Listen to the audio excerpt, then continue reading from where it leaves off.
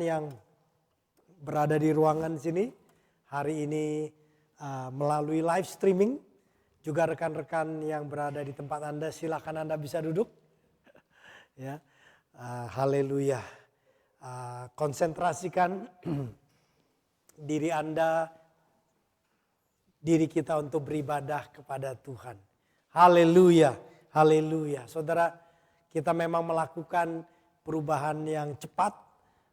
Dengan keadaan yang memang kita harus fleksibel dengan keadaan sekarang. Hari Jumat siang pastor dapat kabar bahwa beberapa dari jemaat ada yang mengalami COVID ya. Akhirnya Jumat malam pastor ambil keputusan bersama-sama dengan beberapa rekan tim penggembalaan untuk kita melakukan online selama 2 minggu. Ini untuk perlindungan kepada seluruh jemaat juga. Karena kita tidak tahu sebenarnya ya yang namanya virus itu dari mana. Ya. Anak pastor sehat-sehat, Jumat sehat-sehat, Sabtu sehat-sehat, sepanjang minggu ini sehat. Dia pergi Suco dan semalam baru pulang. Joshua semalam baru pulang. Dan ketika tiba di rumah semalam istirahat. Paginya bangun dan tadi pagi dites ternyata positif. Ya, jadi Joshua mengalami ya. Dan 1 jam berikutnya tadi pagi saya cek ternyata pastor negatif. Puji Tuhan ya. Apakah Joshua tidak puji Tuhan? Tetap puji Tuhan. Ya. Pastor Lucy juga tadi jam 12 siang dites. Negatif, kita bersyukur. Saya bersyukur karena kita punya Tuhan. Ya. Kita tidak ditentukan sukacita kita oleh karena semua baik-baik. Kita tidak bersyukur oleh karena semua keadaan baik termasuk kesehatan kita baik. Setiap saat kita bisa tetap bersyukur. Karena firman Tuhan mengatakan, ada ayat mengatakan di Tesalonika bahwa inilah kehendak Allah bagi kita di dalam Yesus Kristus untuk bersyukur di dalam segala keadaan. In all circumstances. Praising God because it is the will of God for you, for us in Christ Jesus. Haleluya. Amin. Jadi di dalam segala situasi. Bahkan ada masa di mana Rasul Paulus sebagai orang percaya dia pernah mengalami tantangan yang tidak mudah. Dia begitu berat keadaannya, bahkan tubuhnya mengalami sakit luar biasa. Alkitab mengatakan dia 3 kali berdoa. Jadi kejadian sudah sekian waktu lama. Akhirnya ketika dia berdoa yang ketiga kali dia dengar suara Tuhan yang berkata, kasih karuniaku cukup bagimu. Justru di dalam kelemahanmu, kasih karuniaku menguatkan. Di dalam kelemahanmu engkau menjadi kuat. Haleluya. Kita bersyukur di dalam segala keadaan kita boleh menjadi kuat. Bukan karena kita sehat, kita boleh menjadi kuat bukan karena apapun, tetapi karena kasih karunia Yesus Kristus di dalam kehidupan kita. Kalau Anda sehat, Anda kuat, puji Tuhan, tapi bukan karena Anda kekuatanmu menjadi kuat, tetapi kasih karunia Tuhan. Kalau rekan-rekan yang mungkin mengalami sakit saat ini, baik beberapa COVID atau mungkin demam, hal yang lain, di dalam Yesus Anda kuat karena kasih karunia Yesus Kristus, karena kasih karunia Tuhan. Amin. Haleluya. Jadi ibadah ini adalah kesempatan kita diingatkan. Kita bisa menang atas segala pergumulan kehidupan kita. Tema bulan November ini bukan sesuatu kebetulan dipilih oleh para pimpinan kita di dalam bulan November dengan tema berbahasa Inggris Winning the Battles. Battles itu pergumulan demi pergumulan. Perjalanan hidup itu ada pergumulan, saudara. Tetapi bersama Tuhan, dengan kekuatan Roh Kudus, bersama dengan firman Tuhan, kita bisa melewatinya. Haleluya. Haleluya. Dan saya bersyukur walaupun kita mengambil keputusan dengan mendadak ibadah online, saya percaya bahwa rekan-rekan jemaat tetap beribadah, Anda mencintai Tuhan. Ya, kita mencintai Tuhan bukan sekedar karena ibadah datang di Narimasu, tetapi kita juga dimanapun berada kita mau beribadah karena kita mengasihi Tuhan. Dan Tuhan berkata bahwa di dalam kasih kita kepada Dia, Dia akan bekerja bahkan di dalam kesulitan kita pun untuk mendatangkan kebaikan. Dan terima kasih untuk kesetiaan seluruh jemaat di dalam ibadah melalui live streaming ini dan juga kesetiaan dari pelayan Tuhan yang memang sudah ditugaskan untuk hari ini. Anda yang bersama-sama kami di sini untuk melayani, beribadah dan melayani. Praise God, haleluya. Pembahasan khotbah hari ini yaitu mengenali tuntunan Tuhan di dalam hidup kita. Knowing God's leading in your life. Kita mengenali tuntunan Tuhan.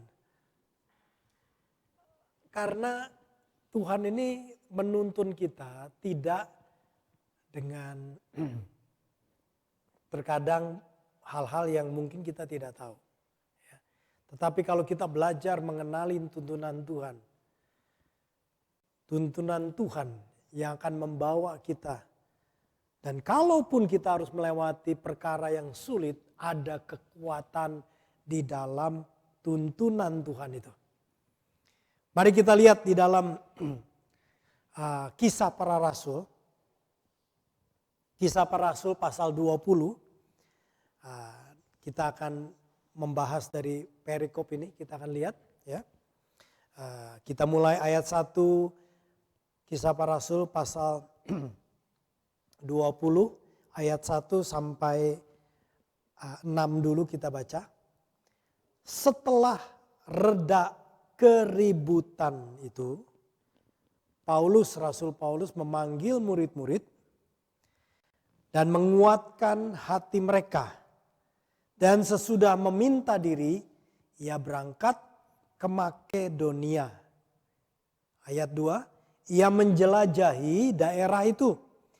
Dan dengan banyak nasihat menguatkan hati saudara-saudara kita di situ. Lalu tibalah ia di tanah Yunani.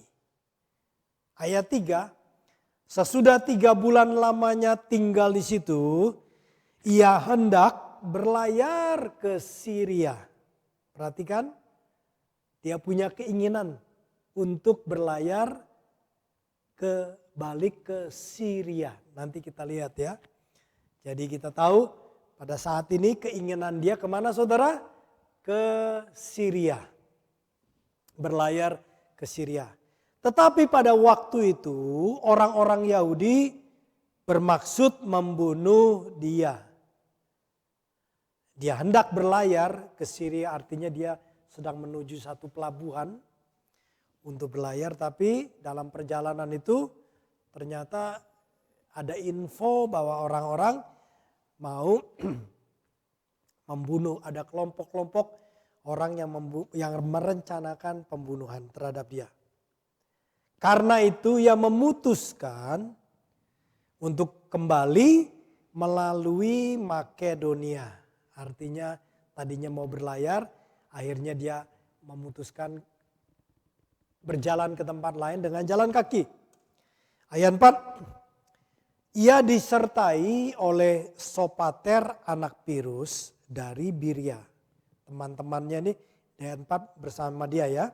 Ia disertai oleh Sopater anak Pirus dari Biria dan Aristarkus dan Sekundus, keduanya dari Tesalonika, dan Gaius dari Derbe, dan Timotius dan 2 orang dari Asia, yaitu Tikhikus dan Trofimus. Ini teman-teman Rasul Paulus yang mendampingi perjalanan misinya.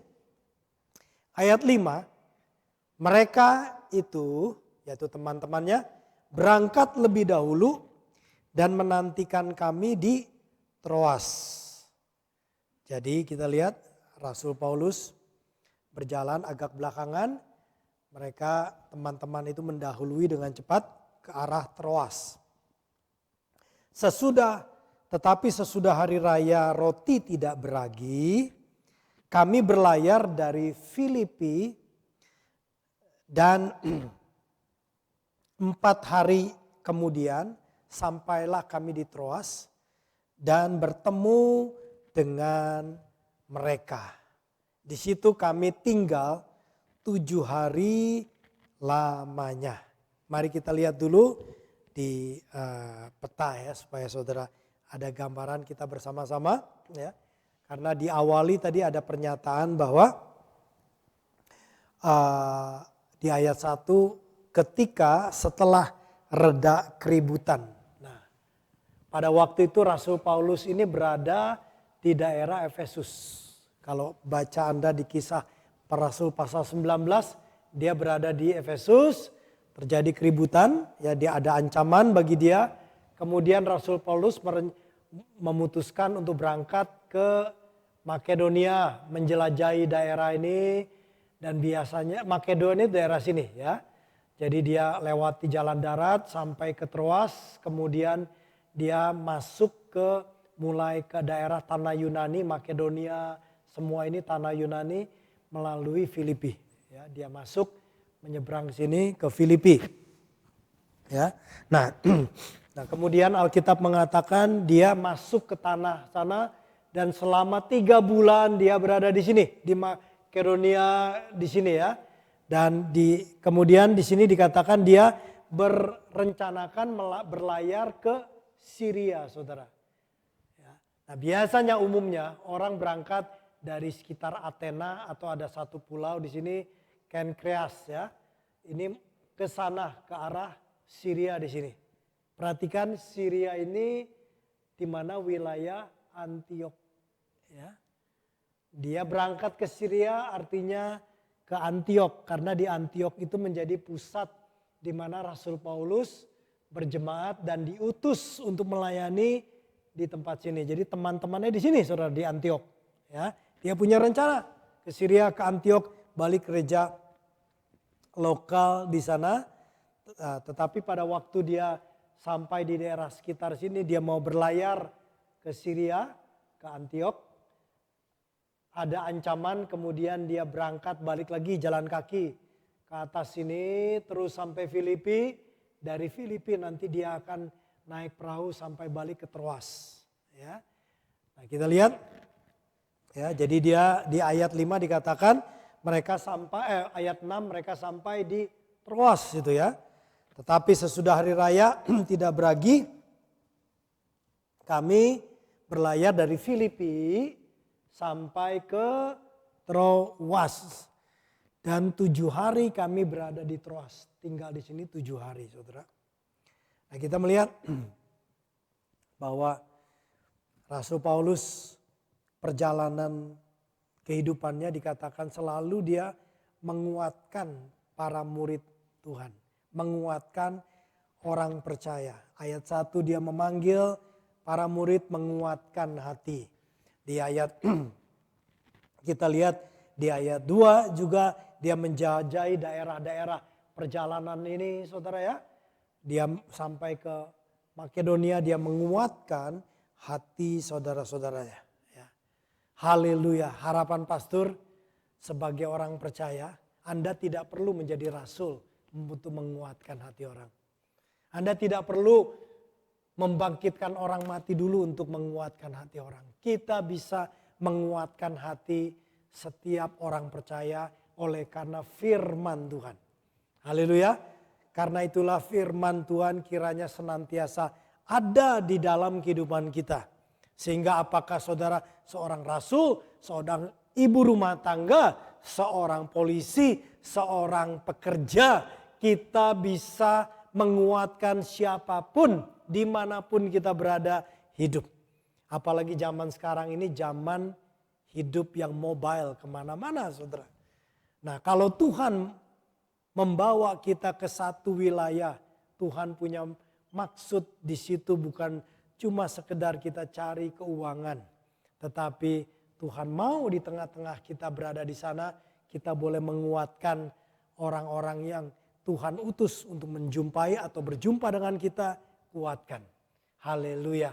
Kiranya melalui hari ini dalam ibadah, banyak rekan juga yang mungkin sedang lemah, baik secara fisik, tekanan dengan keadaan sakit tidak enak, rasanya jiwa dan perasaan semua tertekan. Kiranya Tuhan menguatkan Anda semua juga melalui firman-Nya di ibadah ini. Haleluya. Kemanapun kita pergi, Tuhan mau kita boleh menjadi bejana yang menguatkan hati saudara-saudara. Haleluya. Haleluya. Nah, kemudian kita lihat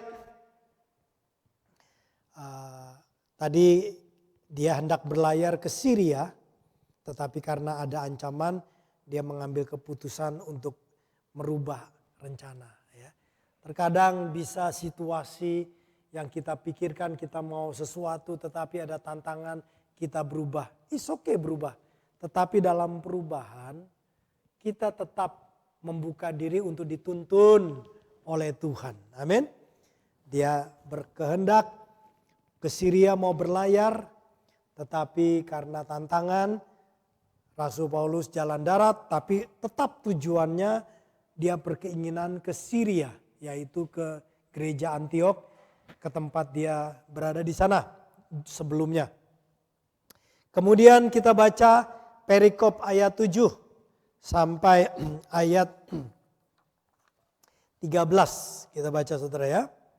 Ayat 7 sampai 13. Pada hari pertama dalam minggu itu. Ingat Rasul Paulus ada di Troas. Dia 7 hari berada di sana. Dan kemudian pada hari Minggu, yaitu hari pertama dalam minggu itu adalah hari Minggu. Jadi kita tahu banyak orang percaya berkumpul pada hari Minggu. Karena itu adalah hari pertama dalam minggu itu. Ketika kami berkumpul untuk memecah-mecahkan roti, Paulus berbicara dengan saudara-saudara di situ, yaitu di kota Troas. Karena ia bermaksud untuk berangkat pada keesokan harinya. Jadi dia berkumpul bersama-sama dengan orang percaya di Troas pada hari pertama dalam minggu itu, yaitu hari Minggu. Kemudian dia punya rencana besoknya, yaitu hari Senin, dia akan melanjutkan perjalanan. Ya. Pembicaraan itu pada hari Minggu berlangsung sampai tengah malam. Perhatikan, pembicaraan itu berlangsung sampai tengah malam. Nah, ingat mereka ini bukan cuma sekedar kumpul, tetapi dikatakan mereka berkumpul mencahkan roti, yaitu ada perjamuan kudus. Jadi mereka semua ini beribadah. Dan ternyata ibadahnya sampai tengah malam. Haleluya. Jadi makanya kalau kita ibadah baru 2 jam, saudara, kita masih bersyukur nih. Zaman Rasul Paulus, ibadahnya dari siang atau mungkin dari pagi mereka kumpul sampai tengah malam. Alkitab mengatakan pertemuan mereka, ibadah mereka ini sampai tengah malam. Ayat 8, di ruang atas di mana kami berkumpul, dinyalakan banyak lampu karena tadinya nggak perlu lampu. Tadinya dari siang atau dari mulai pagi matahari cerah, jendela dibuka saja. Mereka nggak perlu lampu, tapi kemudian tambah malam, sore malam akhirnya mereka pasang lampu. Kan lampu itu kan minyak dan mulai akibat dari bakaran itu mulai orang-orang mulai ada yang ngantuk, saudara. Ya, haleluya. Nah, saya berharap di tempat Anda, di ruangan Anda, kalau terasa ngantuk buka jendela ya. Ya, supaya jangan tertidur, tapi jangan deket-deket jendelanya, buka aja sedikit jendelanya. Ya. Ayat 9, seorang muda bernama Eutikus duduk di jendela. Ingat ayat 8 mengatakan mereka berkumpulnya di ruangan atas, jadi di loteng nih. Ya.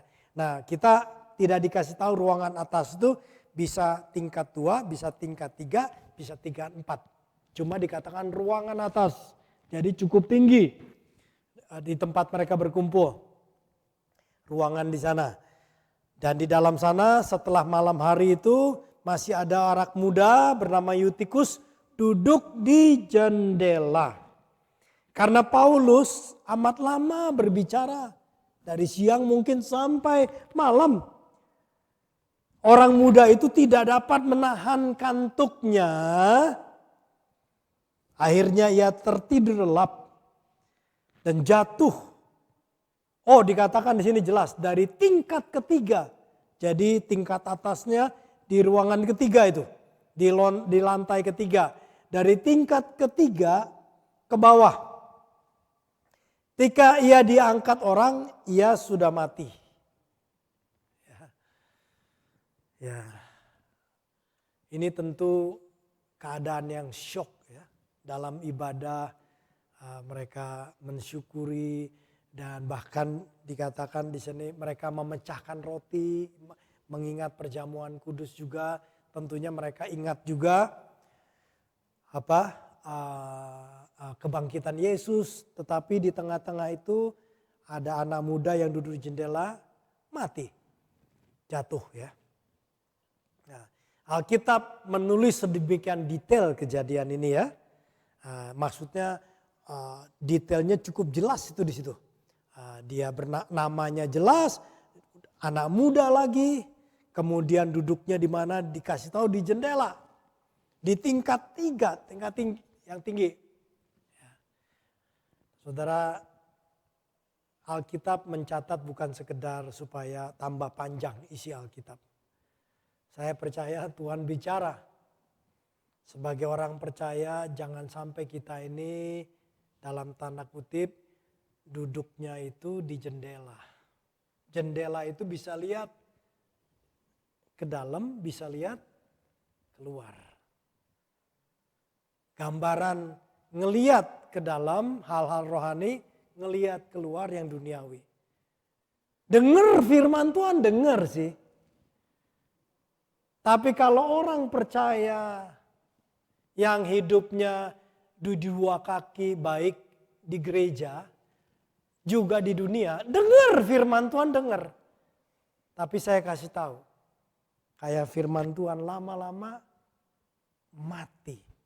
Mungkin bukan mati jasmani, tetapi rohnya. Jadi sebagai orang percaya, pastikan kita dengar firman Tuhan, mata kita dituju ke dalam. Jangan nengok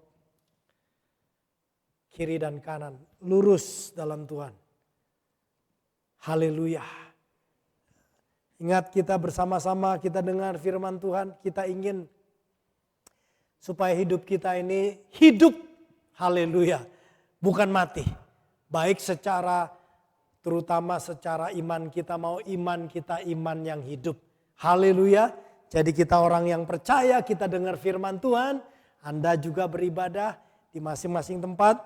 Kita dengar firman Tuhan. Kita mau hidup. Tidak mau mati iman kita. Karena itulah jangan tengok kiri dan kanan. Perhatikan, lurus, dengar firman Tuhan baik-baik. Ayat 10, tetapi Paulus turun ke bawah. Dari tingkat 3 dia cepat-cepat turun. Ia merebahkan dirinya di atas, ke atas orang muda itu, mendekapnya. Artinya pada waktu orang itu jatuh dari tingkat 3, blek, sudah jatuh, dia turun, ngelihat dan Rasul Paulus mendekapnya gitu ya. Dekap di dadanya ya. Diangkat, dekap. Dan dikatakan, lalu pada waktu didekap, setelahnya Rasul Paulus berkata, jangan ribut sebab ia masih hidup. Ya, jangan ribut. Kenapa saudara dikatakan jangan ribut duluan? Jangan ngomongin, jangan ribut.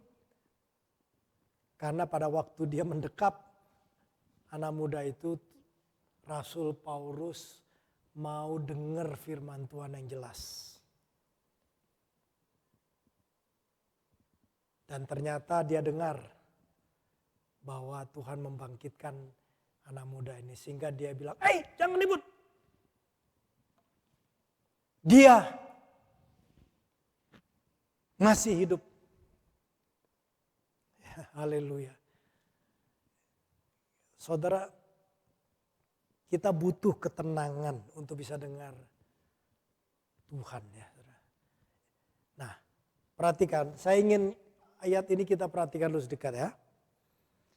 Orang ini diangkat sudah mati, artinya yang menyatakan mati itu banyak. Bisa ngerti saudara? Jadi ini betul-betul mati loh saudara, bukan cuma Rasul Paulus pura-pura mati. Ini kan ada yang pura-pura mati toh. Rame nih, viral nih. Ini bukan pura-pura mati loh saudara. Ini real mati karena sebelum Rasul Paulus memegang anak muda itu, orang lain sudah menyatakan dan banyak orang yang dibawa lihat itu dan pergi ke sana lebih dulu dan bilang anak ini mati. Dikatakan bahwa di ayat 9 anak itu jatuh dari tingkat 3 bahwa ketika ia diangkat orang, artinya ada orang-orang yang lain di situ yang sudah ngangkat dia, mati nih anak. Jadi sudah jelas meninggal. Dan Rasul Paulus kemudian ingat Rasul Paulus lagi berkhotbah saudara. Ya. Dan biasanya kalau ada apa-apa di luar kan pastor gak buru-buru kan. Biasanya yang keluar adalah Asher kita atau Pak Chandra mungkin keluar ya. Lihat dulu baru lapor. Nah mungkin sudah lihat beberapa orang pasti mati, mereka lapor Paulus. Waduh, Rasul betulan mati itu. Oh iya, baru Rasul Paulus turun. Kemudian dia dekap. Waktu dia dekap, saya bilang ngapain dia mau dengar suara Tuhan. Karena dia tidak punya kuasa untuk membangkitkan. Hanya Tuhan yang punya kuasa membangkitkan. Haleluya. Dan ketika dia dekap, ketika dia di tengah-tengah keributan itu, dia bilang jangan ribut. Dan dia dengar suara Tuhan bahwa orang itu masih hidup. Kemudian Alkitab mengatakan di bawah orang itu diangkat saudara ya. Dari bawah itu dekap. Kuasa Tuhan yang bisa membangkitkan. Manusia tidak bisa. Bagian kita melakukan apa yang Tuhan suruh. Tapi butuh kejelasan. Di tengah-tengah kebisingan hidup kiranya kita boleh dengar suara Dia yang memberikan kekuatan. Suara Dia yang bahkan menghidupkan impian Anda. Menghidupkan cita-cita Anda. Menghidupkan apa yang dianggap telah mati. Haleluya. Hari ini dengar. Jangan ribut. Artinya tenangkan dirimu. Dengar suara Tuhan. Supaya ketika suara Tuhan, firman Tuhan ada kehidupan ke dalamnya. Amin. Ayat 11. Setelah kembali ke ruang atas, Paulus memecahkan roti. Jadi tadi memecahkan roti pagi, malamnya tengah malam memecahkan roti lagi. Saudara, habis makan kemudian mereka juga makan. Habis makan masih lama ia berbicara lagi. Wow. Jadi bayangin saudara, kalau misalnya nih mereka kumpul jam 10 pagi. Ya. Terus ada ibadah, perjamuan kudus, khotbah dan semua terus ya. Ada ibadah lagi, makan sedikit mungkin, sorenya kumpul lagi, ibadah lagi sampai tengah malam, perjamuan kudus lagi. Kemudian ada makan lagi tengah malam, belum berhenti terus dikatakan Rasul Paulus masih berbicara bahkan sampai fajar menyingsing. Fajar menyingsing artinya mulai matahari naik ya, matahari terbit. Mungkin sampai jam 4.30 pagi. Dan saya percaya gara-gara orang itu dibangkitkan tidak ada yang tidur lagi. Pasti sampai pagi pun mereka melotot dengerin. Karena selain mereka make sure mereka tidak mati. Sebab kalau giliran mereka belum tentu mereka bisa dibangkitkan ya. Nah, mereka perhatikan sampai luar biasa, dan ini kita melihat juga kemudian ketika fajar menyingsing, kemudian Rasul Paulus sendirian, ia berangkat. Kenapa? Yang lain berangkat lebih dulu. Kemudian ia berangkat, Rasul Paulus. Ayat 12, sementara itu mereka mengantarkan orang muda itu hidup ke rumahnya, dan mereka semua yang di rumah itu merasa sangat terhibur. Anak muda ini tadinya mati, sekarang oleh kuasa Tuhan bangkit. Kemudian pada subuhnya diantarkan ke rumahnya, hidup kembali, keluarganya luar biasa senang. Saudara, ada sukacita di dalam keluarga ketika anak-anak itu boleh hidup di dalam Tuhan. Kalau Anda nanti sudah berkeluarga, tiada sukacita yang melebihi apapun ketika anak-anak Anda ikut Tuhan. Tidak ada, saudara. Jadi pastikan dalam kehidupan pribadi kita, masa muda kita, juga ketika Anda berkeluarga, punya anak, berikan teladan iman, pengharapan, kasih karunia kepada anak-anak kita, sehingga anak-anak kita hidup di dalam Tuhan. Ada sukacita yang luar biasa. Tidak ada kekayaan apapun sebagai orang percaya yang membuat kita bisa sukacita, kecuali anak-anak kita boleh ada di dalam Tuhan. Haleluya. Tadi kita lihat di ayat 12, Rasul Paulus subuh-subuh dia berangkat sendiri. Ayat 13. Kami, yaitu teman-teman Rasul Paulus, berangkat lebih dahulu ke kapal. Ingat, mereka pada waktu itu berada di Troas. Ya, saya minta di peta. Ya, Troas. Ya. Pada waktu itu mereka berada di Troas. Ya, di Troas ini. Ya, kejadian yang Rasul Paulus khotbah sampai subuh besok harinya di sini. Ya, di Troas ini. Kemudian dikatakan bahwa teman-temannya berangkat terlebih dahulu, berlayar ke kota Asos. Asos ini di sini ya, berlayar. Ya, berlayar ke Asos. Dengan maksud mereka berlayar duluan, nanti menjemput atau bertemu dengan Paulus di situ sesuai dengan pesannya. Sebab Rasul Paulus sendiri mau berjalan kaki melalui darat. Jadi dia melalui darat, saudara. Nah, kita lihat peta yang ketiga supaya Anda bisa ngerti. Nah, jadi Troas ini di sini, saudara. Berlayar ke sini teman-temannya. Tapi Rasul Paulus memutuskan jalan kaki dari Troas sampai ke Asos. Asos ini kota real, kota yang ada peninggalannya. Coba lihat fotonya sebentar. Ini. Jadi ini peninggalan, saudara, Asos Theater. Jadi ini kota yang lumayan besar zaman itu, peninggalan zaman kuno.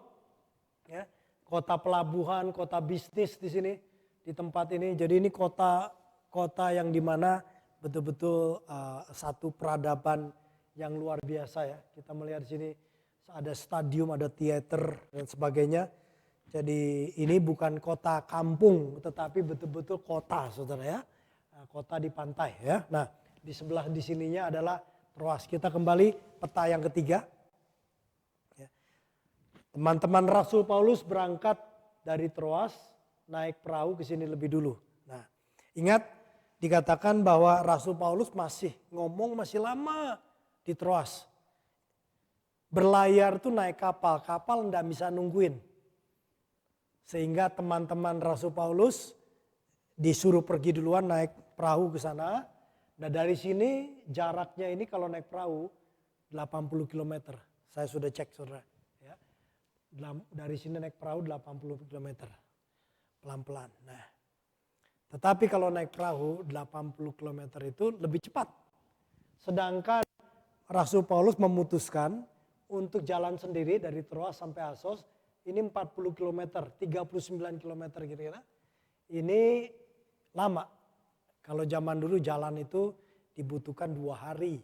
Dari kota Troas jalan kaki sampai ke Assos, saudara. Ya. Kita melihat sepertinya Rasul Paulus berlambat-lambat ini, saudara. Ya, temannya disuruh berangkat naik perahu, perlu waktu cuma 1 hari dari Troas sampai ke Assos. Tetapi Rasul Paulus jalan kaki. 2 hari dia jalan kaki di sana, saudara. Nah, tapi kita lihat something apa yang terjadi, saudara. Ayat 14. Kita baca sampai ayat 16, ketika ia, Rasul Paulus, bertemu dengan kami di Assos, ya, teman-temannya sudah lebih dulu ya, 1 hari sebelumnya sudah nyampe di Assos, di pelabuhannya nunggu di sana. Kemudian Rasul Paulus berjumpa dengan mereka di Assos. Kami membawanya ke kapal, lalu melanjutkan pelayaran kami ke Mitilene. Ayat 15 nanti kita akan lihat ya. Dari situ kami berlayar terus. Dan pada keesokan harinya kami berhadapan dengan Pulau Kios. Pada hari berikutnya kami menuju Samos. Dan sehari kemudian tibalah kami di Miletus. Ayat 16. Paulus telah memutuskan untuk tidak singgah di Efesus supaya jangan habis waktunya di Asia.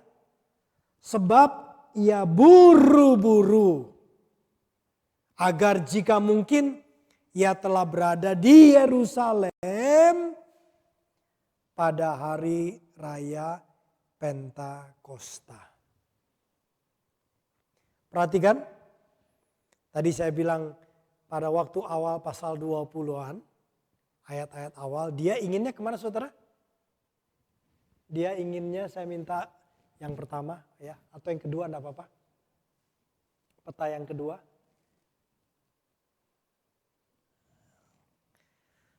Dia ingin perginya ke Syria, di mana Antiok ini berada. Kota tempat tinggal dia dulu dan juga gereja yang mengutusnya, teman-teman dia di sini, rekan-rekan dia di sini. Isinya orang-orang yang menyenangkan bagi dia ini tinggal di sini, saudara, semuanya. Dia ingin kembali ke Antiok, ke tempat dia bisa istirahat, bisa rileks, bisa disegarkan dari rencananya pada waktu awal ini di Kisah Para Rasul 20 mau ke sini. Tapi apa yang terjadi? Alkitab mengatakan ketika dia di Troas, dia justru minta sendirian jalan kaki dari Troas sampai ke Assos. Dan setelah itu dia mulai belayar di Mitilene, Kios, Samos lewat ini sampai ke Miletus. Artinya ini sudah dekat dengan Efesus tapi nggak mau ke Efesus. Tiba-tiba berubah, pengen cepet-cepet, bukannya ke Syria, ke Antiok sini, pengennya buru-buru ke Yerusalem. Berubah arah, saudara. Alkitab memang tidak ngomong banyak, tetapi ada sesuatu yang terjadi, terutama pada waktu dia jalan sendiri. Dari Troas sampai Assos dia jalan kaki 2 hari sendiri. Ada sesuatu yang terjadi, saudara.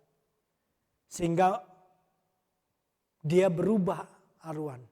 Dari rencana yang semula dari daerah sini dia pengen langsung direct ke sini. Ke Syria, ke tempat gereja di mana dia berada dulu. Dia ingin rileks di sini, teman-teman dan sebagainya. Dihiburkanlah di sini. Tiba-tiba dia berubah, buru-buru maunya ke Yerusalem. Cepat-cepat buru-buru. Sampai dikatakan aku tidak punya waktu mau berhenti di Efesus. Udah gak usah ketemu di Efesus. Langsung aja ke Yerusalem. Kita lihat saudara, tadi saya bilang tema kita mengenali tuntunan Tuhan di dalam hidup kita ini. Kenali. Mungkin Anda punya keinginan tertentu seperti Rasul Paulus punya keinginan dari tempat sini dia berlayar dari Makedonia langsung sampai ke Syria, ke Antiok. Tetapi dalam perjalanan selanjutnya ada satu yang terjadi dan dia mengambil keputusan satu perubahan. Mengenali tuntunan Tuhan dalam hidup kita. Pertama saudara yang kita belajar mengenali masa menanti.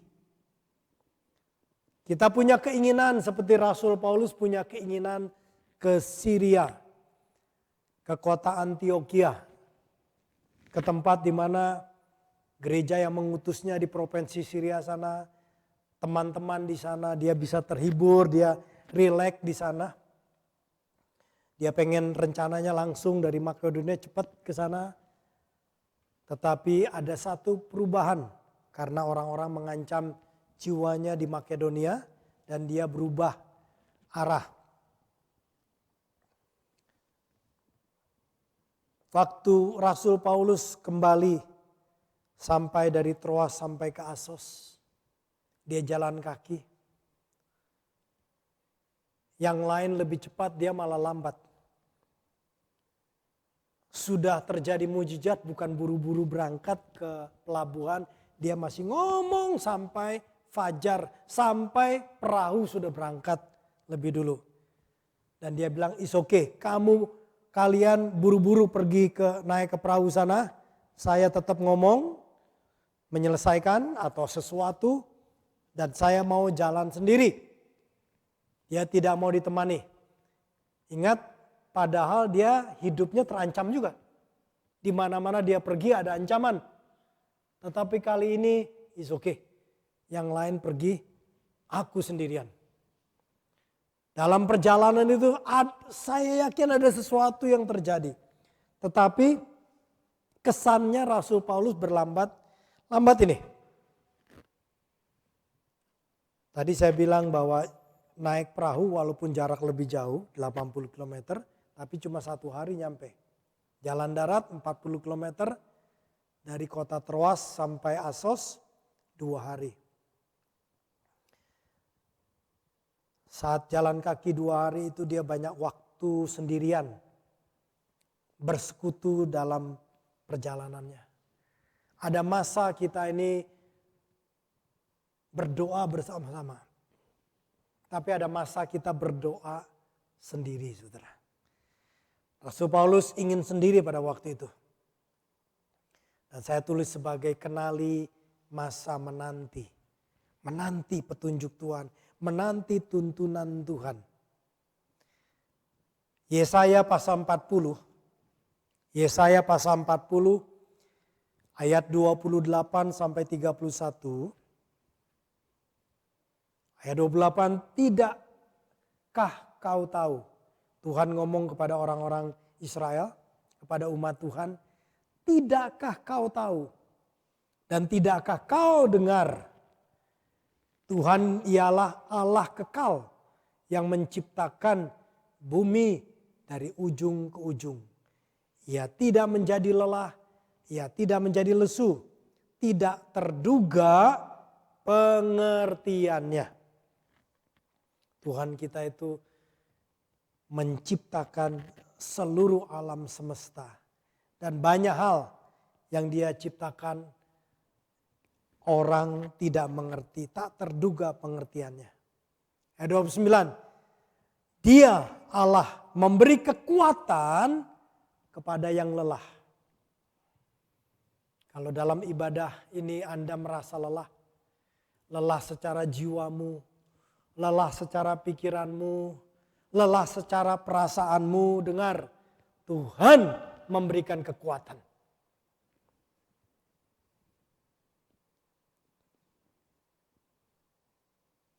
Dan menambah semangat kepada yang tiada berdaya. Kalau kita rasa dalam kehidupan kita ada masa di mana kita tidak berdaya. Dan bila Anda orangnya, aku tidak berdaya lagi. Hari ini dengar, Tuhan mau memberikan semangat kepada kita. Semangat kepada kita. Haleluya. Karena dialah yang memberikan kekuatan kepada yang lelah. Memberi semangat kepada yang tiada berdaya. Ayat 30. Orang-orang muda menjadi lelah dan lesu secara fisik. Apapun kekuatan anak muda bisa menjadi lelah dan lesu. Dan teruna-teruna bisa terjantung, jatuh, tersandung. Kalau saudara sudah lemah secara fisik pun hati-hati kalau jalan. Bisa tersandung, bisa jatuh loh saudara ya. Jadi perhatikan ya. Nah. Ayat 31, tetapi orang-orang yang menanti-nantikan Tuhan mendapat kekuatan baru. Mereka seumpama Raja Wali yang naik terbang dengan kekuatan sayapnya. Mereka berlari dan tidak menjadi lelah. Mereka berjalan dan tidak menjadi lelah. Mereka berlari dan tidak menjadi lesu. Mereka berjalan dan tidak menjadi lelah. Dan kita tahu ini adalah bicara kekuatan, roh kekuatan dalam. Secara fisik manusia normal. Yesus bisa juga merasa kelelahan, kelaparan, capek dan sebagainya. Tetapi ada kekuatan yang Tuhan bisa berikan di dalam roh kita, satu semangat. Sehingga kita bisa berlari, mengikuti panggilan Tuhan, rencana Tuhan, tuntunan Tuhan. Kita tidak menjadi lelah di tengah-tengah tantangan yang ada. Mengikuti petunjuk Tuhan, mengenali dan ikuti tuntunan Tuhan itu penuh juga dengan tantangan, ada pergumulan, ada tantangan saudara ya. Tetapi di situ orang-orang yang belajar menanti-nantikan Tuhan, mengenali masa menanti. Masa menanti kalau saudara sudah lelah, sudah capek, udah dayanya sudah tidak ada. Kenalilah itu waktu kita ini untuk berdiam diri bersama Tuhan. Sendirian. Matikan handphone kita, matikan whatever Instagram kita, Facebook kita. Matikan. Rasul Paulus di mana-mana dia pasti ngobrol. Kita tahu bahkan kalau perlu dia sampai pagi. Tetapi ada waktunya dia mau sendirian. Kalian cepat-cepat pergi ke pelabuhan, naik perahu, pergi. Aku mau sendiri. Ngapain dia sendiri? Lebih lambat. Karena dia dalam masa bahaya. Ngapain? Karena dia pengen bersekutu dengan Tuhan. Pastikan kehidupan kita ambil masa-masa di mana kita just be with the Lord. Kadang-kadang satu hari Anda just be with the Lord. Matikan semua. Konsentrasi dengan orang, matikan off semuanya. Hanya komunikasi dengan Tuhan. 2 hari dia berjalan bersama Tuhan. Pada waktu dia dari Troas sampai ke Asos, saudara. Dia tahu itu masa dia harus mengenali masa menanti. Tuhan tuntun aku. Aku pengennya ke Syria, ke Antiok. Aku pengennya sih dihibur di kota situ. Aku pengen ketemu dengan teman-teman lama. Aku pengen ketemu. Aku pengen rileks di mana-mana aku diancam. Aku pengen rileks Tuhan. Tetapi Tuhan punya rencana yang lain. Tiba-tiba nyampe di Miletus, dia ingin buru-buru. Cepet-cepet. Tujuannya sudah beda, yaitu ke Yerusalem. Yang kedua, di dalam mengenali tuntunan Tuhan dalam hidup kita. Tadi saya bilang mengenali masa menanti sendirian sama Tuhan. Yang berikutnya, mengenali masa buru-buru, masa urgensi. Ada masa di mana ketika Anda sendirian sama Tuhan, Anda dengar tuntunan Tuhan, segeralah laksanakan. Kalau Tuhan sudah bicara, jangan menunda-nunda. Jangan tunda-tunda. apa yang Tuhan suruh ke dalam kehidupan Anda. Kalau Anda tahu Tuhan suruh Anda dengar untuk puasa, cepat puasa. Kalau Tuhan suruh Anda dengar cepat mengampuni, cepat ampuni. Kalau Anda dengar Tuhan berbicara, hati-hati dengan orang itu, cepat Anda hindari orang itu. Buru-buru. Kalau ada sesuatu yang Tuhan minta Anda laksanakan, laksanakan. Tuhan bicara, pergi ke orang itu, bantu orang itu. Jangan tunda lama-lama, buru-buru laksanakan, ada urgensi. Haleluya. Di dunia zaman sekarang saudara, keadaan kehidupan kita tahu virusnya belum selesai, bahkan sekarang ini katanya saya dengar sudah ada dalam news di Jepang ini gelombang ke-8 katanya. Ya, I don't know. Saya tidak ngerti, tetapi yang saya tahu kalau sudah bicara gelombang, sudah bicara begitu, ada rasa ketakutannya meningkat. Ada kekhawatirannya meningkat. Ini masa urgensi, semakin Anda cepat-cepat dekat sama Tuhan. Karena hanya dekat dengan Allah, aku tenang. Kalau kita dengar berita tentang COVID, bahkan kita ngalami teman-teman di gereja dalam minggu ini bisa cepat sekali ada, ya saya enggak tahu, mungkin 7-8 orang ada yang memang, ada yang langsung kena COVID, ada yang cuma demam. Ya, pastor sendiri ngalami demam, bukan COVID. Ada urgensi dalam keadaan ini, yaitu cepat-cepatlah kita dekat dengan Tuhan. Cepat-cepatlah kita laksanakan apa yang Tuhan suruh. Saya tuliskan kalau memang Tuhan berbicara ada hal yang perbuatan salah dalam kehidupan Anda, cepat bertobat. Cepat bertobat. Ya. Kalau Anda tahu Anda mulai terjebak dengan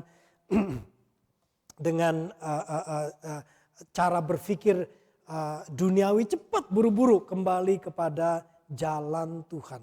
Bersandar pada firman, bersandar pada karya salib untuk keselamatan kita. Buru-buru masa-masa seperti ini. Kalau kita dengar tentang COVID, buru-buru lakukan apa yang benar dalam pandangan Tuhan. Haleluya.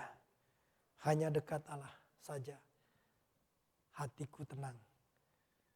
Masa-masa ini kita ingatkan kembali, kenali urgensi adalah kesempatan kita kembali kepada Tuhan. Mari kita berdoa. Tuhan, terima kasih. Hari ini kami belajar dalam perjalanan Rasul Paulus dengan teman-temannya. Perjalanan sebagai orang Kristen tidak selalu mulus.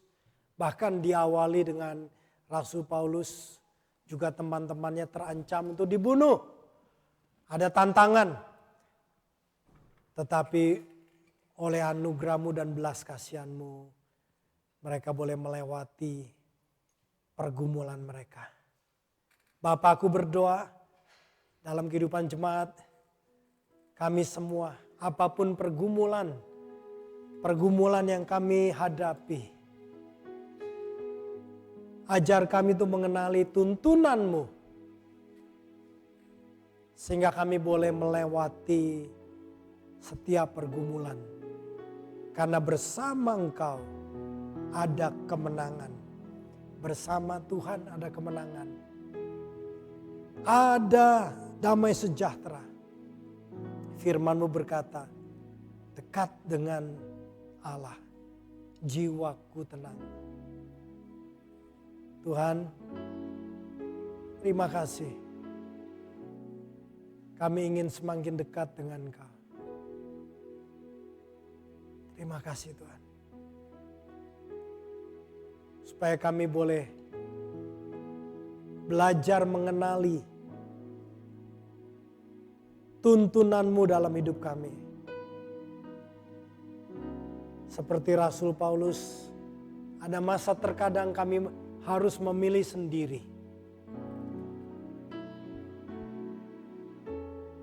Berikan kami kekuatan kami untuk off dengan media sosial. 1 hari, 2 hari, 3 hari supaya kami bisa hanya bersama-Mu Tuhan. Just to me and you Lord, and you and me.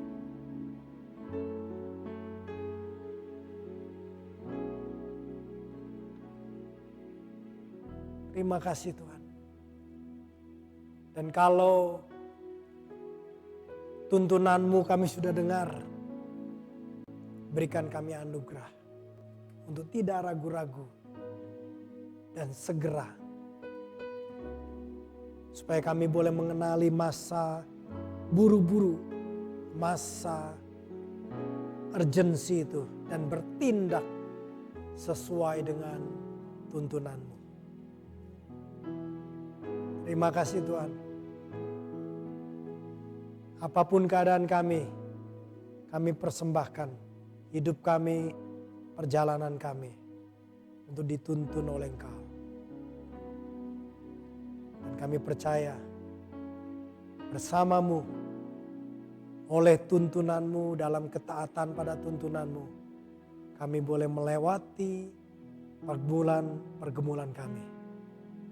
Dalam nama Tuhan Yesus Kristus. Amin. Amin. Amin. God bless you all. Tuhan memberkati.